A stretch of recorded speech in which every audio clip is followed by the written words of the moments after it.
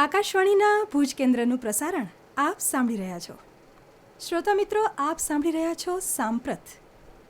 આજે વાત કરીશું એવી તકલીફની, શારીરિક તકલીફની, જે બાહ્ય સ્વરૂપે દેખાતી નથી, પરંતુ અંદર એક દર્દ સ્વરૂપે એક એવી પરિસ્થિતિનું નિર્માણ થાય છે કે કદાચ કહી ન શકાય. અને ઘણીવાર આવી બીમારીઓ બહુ ગંભીર સ્વરૂપ ધારણ કરી લેતી હોય છે. આંતરિક બીમારીઓ, શરીરની એક રચના છે ને શ્રોતા મિત્રો, કે કોઈ પણ તકલીફ થાય તો તમને સંકેત આપે, કોઈ દુખાવા સ્વરૂપે કે સામાન્ય તમારી જે શરીરની રચના છે એમાં કંઈક તમને અલગ દેખાય. જો એવું દેખાય તો એ શરીર તમને ફરિયાદ કરે છે, પોતાની તકલીફ જણાવે છે. જો એને નજરઅંદાજ કરવામાં આવે તો એ તકલીફ બહુ વરવું સ્વરૂપ ધારણ કરી લે છે. એવી જ કેટલીક તકલીફો હોય છે મળમાર્ગના રોગો. પહેલી નજરે તો સાંભળે તો વ્યક્તિ સંકોચ અનુભવે કે ભાઈ આવી તકલીફ કોઈને કઈ રીતે શકાય, અને ઘરનાને કદાચ કહું અને ડૉક્ટર પાસે લઈ જાય તો કેવું લાગે. પરંતુ આવી તકલીફોને જો સમયસર ધ્યાન આપવામાં ન આવે તો કેવી પરિસ્થિતિનું નિર્માણ થઈ શકે છે અને કેટલા ખરાબ પરિણામો તમારી નજર સમક્ષ આવી શકે છે. તો આજે આ જ વિષય પર વાત કરવા માટે આકાશવાણીના સ્ટુડિયોમાં ઉપસ્થિત છે ડૉક્ટર મેહુલસિંહ ઝાલા સાહેબ, જે MS આયુર્વેદ છે, અને આજે આ જ વિષય પર આપણે વાતચીત કરીશું. તો સૌપ્રથમ તો ડૉક્ટર સાહેબ, આકાશવાણીના સ્ટુડિયોમાં આપનું સ્વાગત છે. જી નમસ્કાર બેન, શ્રોતા મિત્રોને પણ ખૂબ ખૂબ અભિવાદન. ડૉક્ટર સાહેબ, આપણે આજે જે વિષય લઈને વાત કરવાના છીએ, મળમાર્ગના રોગો, તો સામાન્ય કેવી તકલીફો હોય છે? ઉંમર પ્રમાણે પણ કહી શકાય કે બાળકો અમુક બાબતો ધ્યાન ન રાખે તો કેવી તકલીફો થાય, સ્ત્રીઓના જે શારીરિક ફેરફારો છે અને કેવી બાબતો છે કે જે ધ્યાન ન રાખવામાં આવે કે કદાચ નજરઅંદાજ કરવામાં આવે તો કેવી તકલીફો થાય, અને બીજી વય જૂથના લોકો છે જે વરિષ્ઠો છે કે તો આજે ખાસ એ જણાવો કે કેવી સામાન્ય લાગતી તકલીફો આ રોગનું સ્વરૂપ ધારણ કરી લે છે. આમ તો મળમાર્ગની જે સામાન્ય બીમારીઓ છે એમાં પાઇલ્સ એટલે કે મસા, પછી ફિશર જે આપણે વાઢિયા પડતા હોય છે એનો સમાવેશ થતો હોય છે, અને ફિસ્ચ્યુલા એટલે કે ભગંદરનો સમાવેશ થતો હોય છે. વયની દૃષ્ટિએ ગણીએ તો લગભગ દરેક વયના વ્યક્તિને આ બીમારી થઈ શકતી હોય છે. બહુ નવાઈની વાત લાગશે તમને કે મેં ઓછામાં ઓછા 15થી 20 પીડિયાટ્રિક પેશન્ટ ફિસ્ચ્યુલાના ઓપરેટ કરેલા છે, ભગંદરના. એમાં 1.5 વર્ષથી લઈ અને 12 વર્ષ સુધીના બધા જ બાળક આવી જાય. યુવા અવસ્થામાં આની પરિસ્થિતિ વધારે થવાની સંભાવના એટલે હોય છે કારણ કે અત્યારનો જે સાંપ્રત સમય છે એ પ્રમાણે યુવાનોમાં બહારનું જમવાનું પ્રમાણ વધારે હોય છે. બીજી વસ્તુ એ છે કે આપણે જોતા હોઈએ છીએ કે ઘણા બધા જે જોબ્સ જે પ્રકારની હોય છે કે જેમાં બેઠક વધારે થતી હોય, ડ્રાઇવિંગ વધારે થતી હોય, એટલે આ પ્રકારના કારણોના કારણે પરિસ્થિતિ એવી થતી હોય કે યુવાનોમાં આ બીમારી વધારે થતી હોય છે. એ જ સાથે મોટી ઉંમરના લોકો જે છે એ પણ એટલા જ આ બીમારીથી, હરસમસા ભગંદરથી પીડાવાની સંભાવના રહેતી હોય છે. ઇવન બંને જેન્ડર, મેલ અને ફિમેલ, બંનેમાં સમાન રૂપે આ બીમારી થતી હોય છે. ફિમેલ્સમાં ખાસ કરીને પોસ્ટપાર્ટમ એટલે કે ડિલિવરી પછી ફિશર અને પાઇલ્સ થવાની સંભાવના કમ્પેરેટિવલી વધારે રહેતી હોય છે. જો પ્રોપર ટ્રીટમેન્ટ સમયસર લેવામાં આવે તો એ આરામથી અમુક સમયની દવાઓથી મટી જતું હોય છે. આવી કોઈ તકલીફની શરૂઆત થઈ છે કે આગળ થવાની છે તો એના કોઈ શારીરિક સંકેતો મળી શકે ખરા, કે એવી કોઈ સામાન્ય તકલીફો થાય કે જેનાથી ખ્યાલ આવે કે મને આવી તકલીફ થઈ શકે તો ડૉક્ટરનો સંપર્ક કરવો જોઈએ, તો એવા કોઈ સંકેત તમે જણાવી શકો? એના સામાન્ય જે સંકેત જો આપણે કહીએ તો મુખ્ય લક્ષણોની અંદર દુખાવો છે, બળતરા છે, જો લોહી પડે છે, આ પ્રકારની સંભાવનાઓ રહેતી હોય છે કે જ્યારે આ બીમારીઓ થઈ શકે છે. હવે ઘણી વખત કેવું થતું હોય કે બહુ જ જૂજ પ્રમાણમાં એટલે કે ટીપા ટીપા સ્વરૂપે લોહી પડતું હોય. ક્યારેક એવું પણ બનતું હોય કે પેશન્ટને શરૂઆતથી જ તે પિચકારી થતી હોય એવું રક્ત નીકળતું હોય. ક્યારેક એવું બને કે સામાન્ય એકાદ દિવસની પીડા હોય અથવા એકાદ દિવસથી સામાન્ય બળતરા થતી હોય, અકારણ કબજિયાત રહેતી હોય.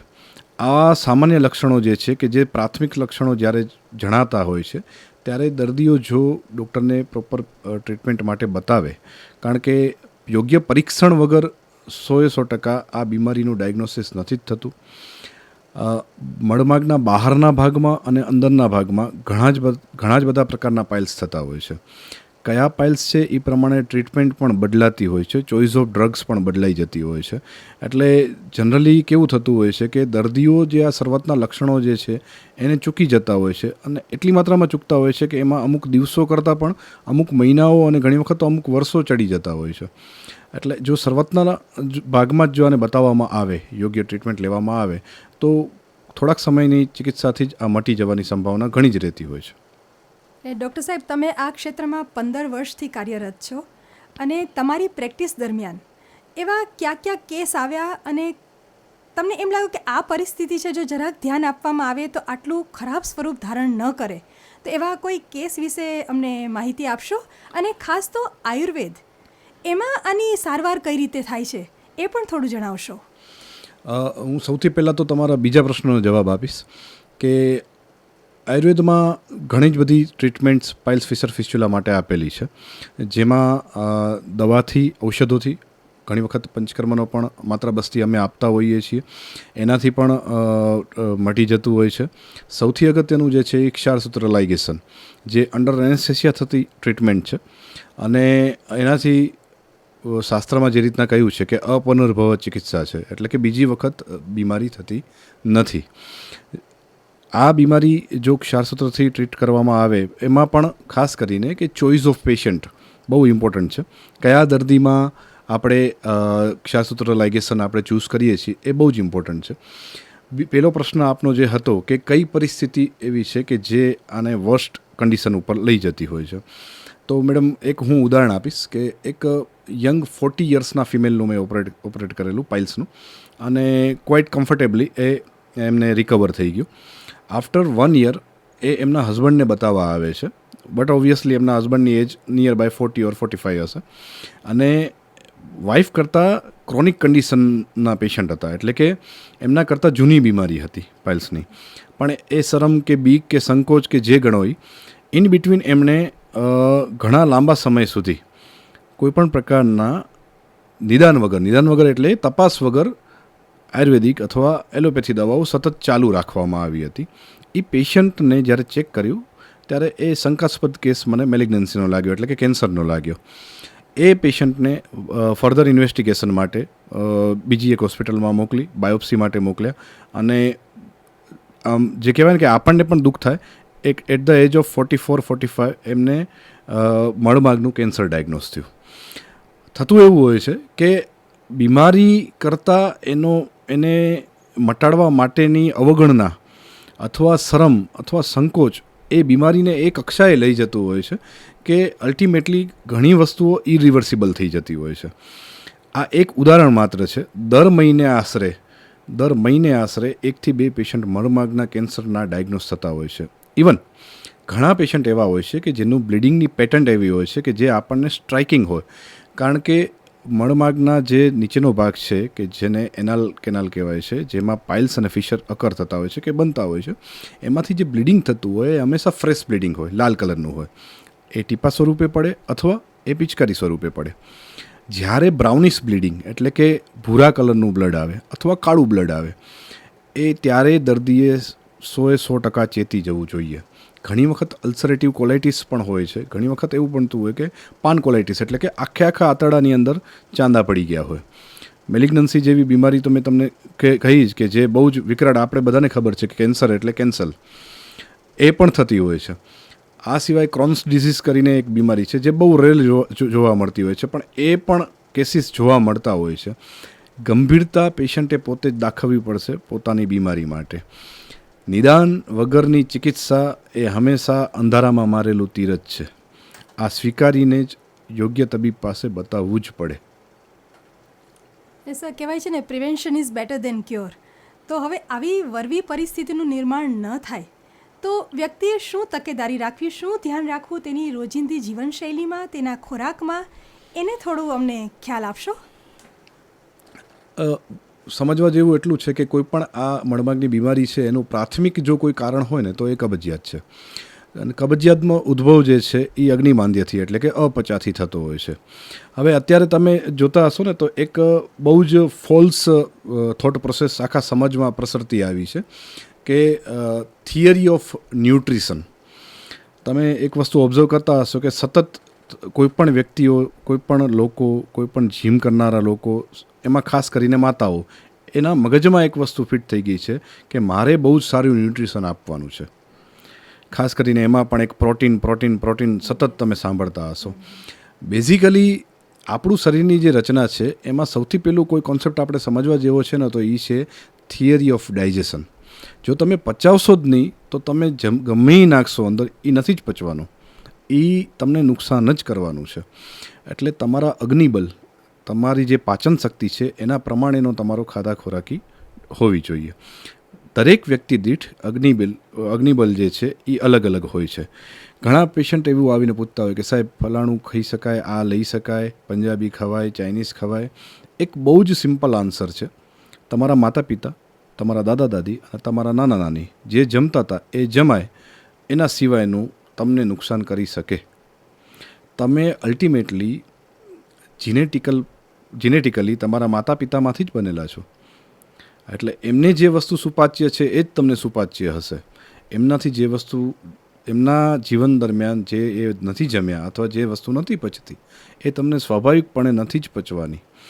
એટલે જો કબજિયાતને શરૂઆતથી ડામવામાં આવે અથવા એના ઉપર કોન્સન્ટ્રેટ કરવામાં આવે, પોતાની અગ્નિ પ્રમાણેનો ખાધા ખોરાકી લેવામાં આવે, એ સાથેની પ્રોપર એક્સરસાઇઝ, નિયમિત જીવનશૈલી જીવવામાં આવે, સેડેન્ટરી લાઇફસ્ટાઇલ જેને કહેવાય કે ઘણી વખત એવું બનતું હોય, જેમ આપણે હમણાં પણ અગાઉ વાત કરી રીતે કે બહુ જ બેઠક સાથેના જોબ હોતી હોય છે જેની અંદર એક્સરસાઇઝનો અભાવ હોય, સતત 8-8 કલાક 6-6 કલાક બેઠક હોય, વચ્ચે ઊભા થવાની ટેવ પાડવી પડશે. ઘણી વખત એવું બને કે શિફ્ટ ડ્યુટીઝ હોય, એમાં પણ આ પ્રોબ્લેમ થતો હોય છે કે તમારું પાચન તંત્ર સતત ડિસ્ટર્બ રહે, તો તમારું રાતનો જે ખોરાક છે કે જેને પચવા માટે હંમેશા વાર લાગે છે એને તમારે એડજસ્ટ કરવો પડશે કે એ બને એટલો સુપાચ્ય લઈએ. આપણું જે કચ્છ વિસ્તાર છે એનું આબોહવા એવી છે કે આપણને કોઈ પણ ખોરાક પચાવતા કમ્પેરેટિવલી વાર જ લાગે છે. એટલે આપણી ખાધા ખોરાકી સૌરાષ્ટ્રના લોકો પ્રમાણે આપણે નહીં ગોઠવી શકીએ. થોડોક એમાં ફેરફાર કરવો જ પડશે. આપણે કચ્છમાં એટલે જ છાશનું પ્રમાણ વધારે હોય છે. એનું કારણ છે કે છાશ જે છે એ પાચન વધારે છે. એટલે આ સામાજિક રીતે આપણે ઘણી બધી વસ્તુઓ પણ વિચારવી પડે કે જે આપણને આ બીમારીની તકેદારી રૂપે એનાથી બચાવે. ડૉક્ટર સાહેબ, શરૂઆતમાં આપણે મળ્યા ત્યારે વાતચીત કરી કે હમણાં જે ટોયલેટ સીટ યુઝ કરે છે એ પણ એક કારણ હોઈ શકે. મેડમ, જે મેં એનાલ કેનાલના કેન્સરની ને રેક્ટમ કેન્સરની વાત કરી, તો અલ્ટિમેટલી આમ વિચારો તો 10 થી 15 વર્ષ પહેલાં it was the western cancer. એટલે કે આપણા ભારતીય ઉપખંડની અંદર આ કેન્સર જોવા નહોતું મળતું, વેસ્ટર્ન પાર્ટમાં વધારે જોવા મળતું હતું. ત્યાંની ખાધા ખોરાકી અને ખાસ કરીને વેસ્ટર્ન ટોયલેટનો ઉપયોગ. આજથી એક પેઢી પહેલાંના કોઈપણ વ્યક્તિને વેસ્ટર્ન ટોયલેટ શું એ જ ખબર નહોતી. એ સાદા દેશી પાયખાના વાપરતા હતા. એના કારણે જે એંગલ આંતરડાનો બનતો હતો અને જે સરળતાથી સ્ટૂલ પાસ થઈ જતું હતું એ વેસ્ટર્ન ટોયલેટમાં નથી થતું. એના માટે બહુ જ સામાન્ય ફેરફારની જરૂર છે. વેસ્ટર્ન ટોયલેટ, હવે કોઈને એમ કહીએ કે ભાઈ તમે ઘરમાં વેસ્ટર્ન ટોયલેટ ના નખાવો તો એ અસંભવ છે. પણ when you are sitting on the toilet seat, તમે જ્યારે ટોયલેટ સીટ ઉપર બેસો છો ત્યારે તમારા પગ ત્યાં નીચે એક સ્ટૂલ રાખી અને એના ઉપર ઊંચા રાખવા, તો જેથી મેક્સિમમ એંગલ આંતરડાનો એવો ક્રિએટ થાય, એવો બને કે સ્ટૂલ જે છે, આપણું મળ જે છે એ સરળતાથી પાસ થઈ શકે. એટલે આ બહુ મહત્ત્વનો મુદ્દો બેન તમે પૂછ્યો, કારણ કે ઘણા બધા કારણો જે છે પણ આ કારણ ઉપર બહુ જ ઓછા લોકો ફોકસ કરે છે. અને જેનો તમે કદાચ અઠવાડિયે એક વખત બહાર જમવા જશો, 2 વખત જશો, પણ ટોયલેટ તો તમે રોજ જવાના છો.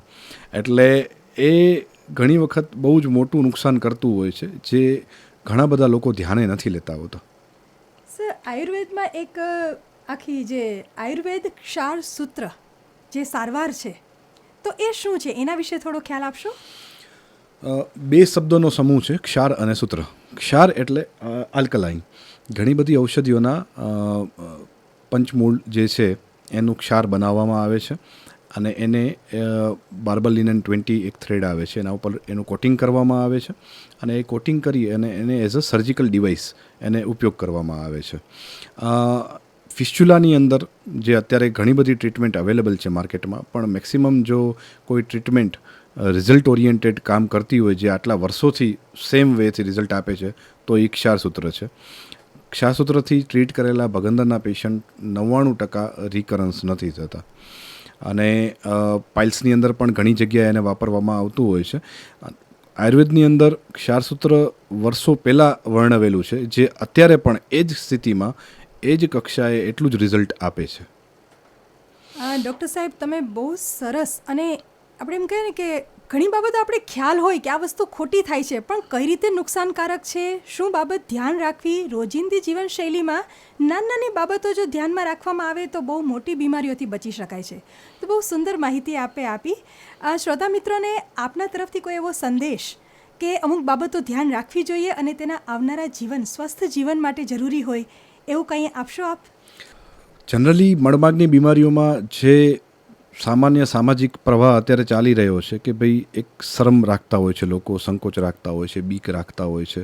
તો મિત્રો, હું એટલું જ કહેવા માગીશ કે કોઈ પણ બીમારી જે છે એ સહન કરવાથી નહીં મટે. કોઈ જ ભગવાન આવીને ક્યારે તથાસ્તુ નથી કહેવાનો. કર્મણીય વાધિકારસ્તે માં ફલેસુ કદાચિ ન. તમારે તમારા શરીર માટે કર્મ કરવું જ પડશે, તમારે જવું જ પડશે. તમે જશો તો જ ડાયગ્નોસ થશે, તમે જશો તો જ ટ્રીટમેન્ટ થશે, તમે નિર્ણય લેશો તો જ મટશે. એટલે બીક એ એનું નિરાકરણ તો નથી જ. સામાજિક રીતે ઘણી બધી વસ્તુઓ એવી પ્રવર્તતી હોય છે કે આ બીમારીઓ જે છે એ ફરીથી થતી હોય છે, ફરીથી ન થાય એવી કોઈ પરિસ્થિતિ છે જ નહીં. એટલે આપણે ટ્રીટમેન્ટ કરાવીએ કે ન કરાવીએ એનાથી કાંઈ જ ફરક નથી પડતો. પણ ખરેખર એ બહુ જ મિથ્યા વાત છે. છેલ્લા 14 વર્ષમાં અમારી હોસ્પિટલમાં અમે 27,000થી વધારે પેશન્ટ્સની ટ્રીટમેન્ટ કરી ચૂક્યા છીએ અને ખૂબ જ સારા રિઝલ્ટ લોકોને આપેલા છે. આ સિવાય પણ ભુજમાં અને કચ્છમાં ઘણા જ ડૉક્ટર્સ આના ઉપર કામ કરે છે અને બહુ સારા રિઝલ્ટ આપે છે. માત્ર જરૂર છે તો લોકોએ પોતાના સ્વાસ્થ્ય માટે દરકાર લેવાની અને નિર્ણય લેવાની. તો ડૉક્ટર સાહેબ, આપ આકાશવાણીના સ્ટુડિયોમાં આવ્યા અને આટલી બહુ મહત્ત્વની જરૂરી બાબતો અમારી સાથે શેર કરી તે બદલ આપનો ખૂબ ખૂબ આભાર. Thank you.